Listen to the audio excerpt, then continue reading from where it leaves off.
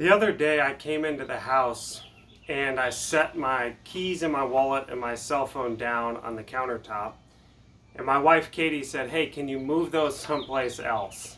And I almost lost my mind. I was so frustrated. I was so annoyed. Like, are you kidding me? Why would I move these someplace else? I always put these here or whatever else. And the reason why, I'm guessing some of you might be catching on to this, but the reason why I was mad was obviously because that request was just so over the top and so ridiculous, right? No, in my mind at the time it might have felt that way, but really there was nothing strange about that request at all. It wasn't over the top. It wasn't even weird. It was a completely normal and valid request. But the reason why I responded so much was because of what was going on inside of me. It's because of where my soul was at, how my day has gone, where my emotions were at, everything else. And I know no one else ever falls into this trap where the reason why you're frustrated or the reason why you get in arguments or whatever else isn't actually because of the argument. It's because all the other things going on in your life. And for me, I just pretty much call that my soul.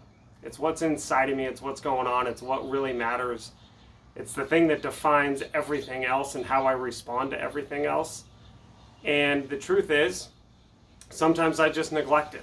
Sometimes I forget to invest in it. Sometimes I forget just how incredibly important it is and the fact that everything else in my life is dependent on my soul. And I forget to put the proper time into it.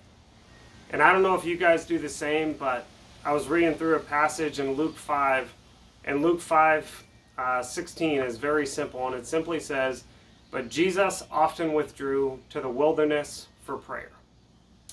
Sometimes I forget to withdraw, and sometimes I forget to pray, or I don't schedule it, or whatever the reason may be. It's not in my life at times, and there is a very significant difference.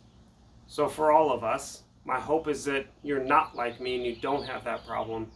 But even if you have a regular routine, maybe just up it this week.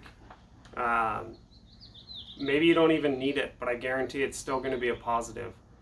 But for everyone, my encouragement is find some time, schedule some time, force some time, withdraw and pray.